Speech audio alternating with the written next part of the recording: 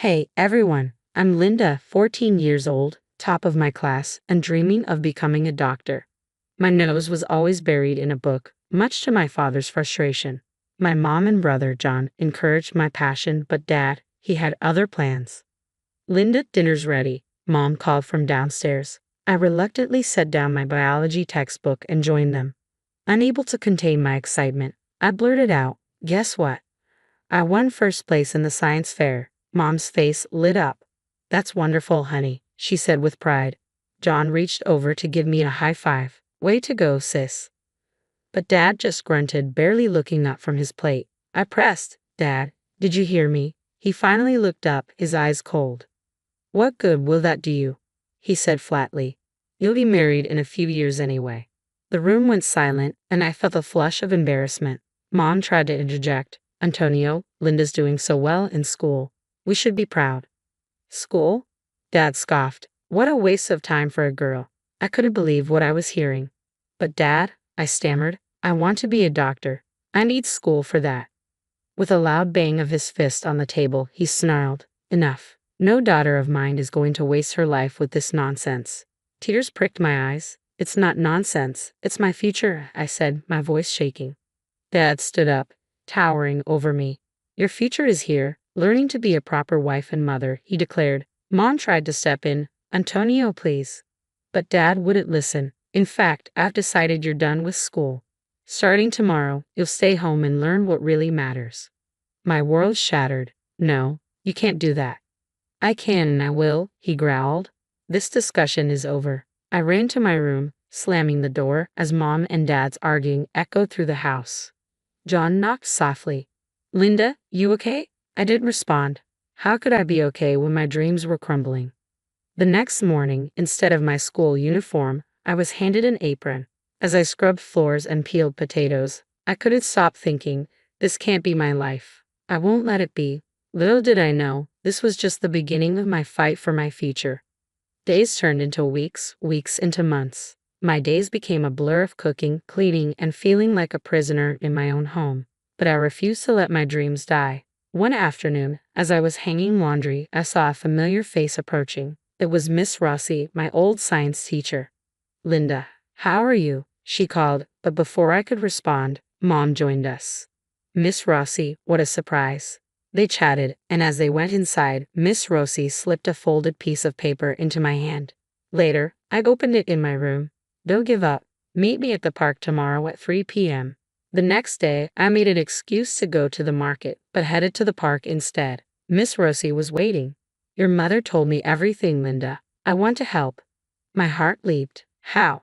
She handed me a bag. Inside were textbooks and assignments. "We'll keep you on track. Study in secret, and I'll check your work whenever I can." Tears of gratitude filled my eyes. "Thank you, Miss Rossi. Thank you so much." And so began my underground education. Each night, after Dad went to bed, I'd pull out my hidden books and study by flashlight. Mom covered for me, saying I was helping her with early morning baking. One night, deep in a chemistry problem, my door creaked open, and I froze in fear. "Linda?" It was John. He saw my books and, to my surprise, hugged me. "I've got your back, sis. Dad won't hear a thing from me." But keeping secrets in a small house wasn't easy. Dad started noticing the tired circles under my eyes, the whispered conversations with Mom, the way I jumped when he walked in. One evening, he confronted Mom in the kitchen. I listened from the stairs, heart pounding. "She's up to something, Elena." "What are you hiding?" he demanded. "Nothing, Antonio. She's adjusting, that's all," Mom replied, trying to stay calm. But Dad's voice grew louder. "She's not accepting her place." Mom's voice turned firm, something I'd rarely heard. Her place. Her place is wherever her dreams take her." A loud slam followed. "Her dreams? She's a girl. Her place is here, learning to be a wife." Mom didn't back down. "It's the 21st century, Antonio. Women can be more than just wives and mothers." The next morning, the tension in the house was thick. Dad watched me closely, every move feeling like it was under a microscope. That afternoon, while dusting the living room, I heard Dad's heavy footsteps coming upstairs. Panic rose in my throat. "Linda," he shouted. I ran up to my room, only to find him standing there, my hidden textbooks scattered across the bed. "What is this?" he demanded, holding up my physics book. I froze, terrified. Answer me, he roared. Finding my voice, I stammered. I've been studying. His face twisted in anger. After everything I've said, you defy me like this? Mom appeared in the doorway, gasping at the scene. Dad turned to her furious. Did you know about this? Before she could answer, I stepped forward. Leave her out of this. It's all me. Dad's eyes narrowed. Well, it ends now. He started gathering my books. No, I cried, reaching for them. But he was stronger. He stormed downstairs, my heart breaking as I followed, pleading. Dad, please, don't do this. But it was too late. He tossed my precious books into the fireplace, the flames hungrily devouring my dreams as I collapsed to the floor, sobbing. One thought burned in my mind. This isn't over, not by a long shot. After that night, life became unbearable. Dad watched me like a hawk, barely letting me out of his sight. No more secret studying, no more dreams of becoming a doctor, or so he thought. But Mom, bless her heart, wasn't giving up on me. One night, she slipped into my room, clutching a packet of papers. It's a scholarship application, she whispered, her voice barely audible. For the National Science Academy, Miss Rossi helped me get it. My heart raced. But Dad, I started. We'll figure it out, she said, determined. Just fill it out, okay? For weeks, I poured my heart into that application, crafting every word in secret. When the letter finally came, I could barely contain my excitement. I rushed to Mom. I got it, I whispered, unable to believe it myself. A full ride. Her eyes filled with joyful tears, but then reality set in. Dad would never allow it. As my 18th birthday approached, I dared to hope that maybe, just maybe, I'd have a chance to leave and start fresh. But Dad had other plans. At dinner one night, he made the announcement. Linda, he said, setting his fork down, I've arranged a marriage for you, Mr. Rossi's son. The fork slipped from my hand. What? No. It's done, he said firmly. The wedding is next month.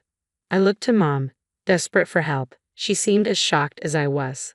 That night, I lay awake, my entire future slipping away, until I heard a knock at my window. It was John. I heard everything, he whispered, his face full of resolve. We're getting you out of here. The next day, while Dad was at work, we held a secret meeting. Me, Mom, John, and Miss Rossi. I have a friend in the city, Miss Rossi explained. She can take you in until you start at the academy. Mom handed me an envelope. I've been saving this. It's not much, but it'll help. We planned every detail. The night before the wedding, I'd sneak out, John would drive me to the bus station, and from there, I'd be on my own. When the day finally arrived, I packed my bags and hid them under my bed. As I helped Mom with dinner, my hands shook. You okay, honey? She asked, loud enough for Dad to hear. I nodded, forcing a smile. Just wedding jitters. Dad grunted from his armchair. You'll be fine. The Rossi boy's a good match. That night, as the house fell silent, I grabbed my bags. But as I opened my door, there stood Dad, blocking my path. Going somewhere, he growled. My heart stopped. I was just trying to run away, he said, grabbing my arm. You ungrateful little. Let go of me, I shouted, yanking my arm free. The noise woke Mom and John, and they rushed to my side. Antonio, stop this, Mom pleaded. Stay out of this, Elena, he roared. But I stood my ground. I'm leaving, Dad. I won't let you ruin my life. His face twisted with rage. You're throwing away everything I've done for you. Done for me, I laughed bitterly. You've done nothing but hold me back. He raised his hand, but John caught his arm. Don't you dare, my brother growled. I clutched my bags tightly. I'm going to college. I'm going to be a doctor, and there's nothing you can do to stop me. Dad's voice dropped, cold as ice. If you walk out that door, don't ever come back. I looked at Mom, tears glistening in her eyes, then at John, standing tall beside me, and finally back at Dad. This man I once admired, now a stranger. Goodbye, Dad, I said softly and turned to walk out into the night. As John drove me to the bus station, a mix of fear and excitement churned within me. I was leaving everything I knew behind, but for the first time, I was finally free. You've got this, sis, John said, hugging me tightly before I boarded. As the bus pulled away, I watched my old life fade in the rearview mirror, my heart pounding with anticipation. The road ahead was uncertain, but for the first time in years, I felt a deep, unshakable hope. My journey was just beginning, and nothing could stop me now. University life was everything I dreamed of. Late night study sessions, heated debates with classmates, and the thrill of learning something new every day. I was in my element. My internship at City General was grueling but rewarding, and one night, when a critical patient came in, I instinctively jumped in to assist. Afterward, the attending physician patted my shoulder. "Quick thinking, Dr. Linda," she said. "You've got a bright future ahead of you." Those words meant everything. A few months later, John called with unexpected news.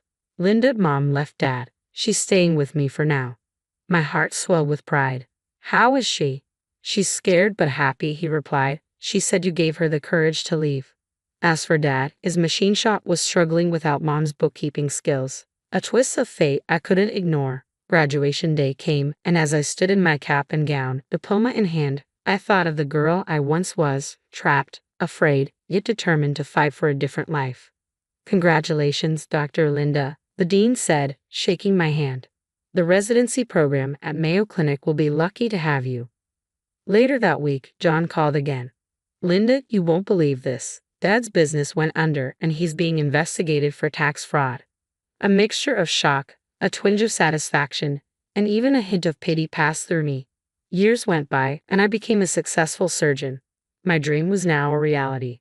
Then, out of the blue, a letter arrived from Dad. In it, he wrote about his regrets and how he wanted to make amends. As I read his words, I felt nothing.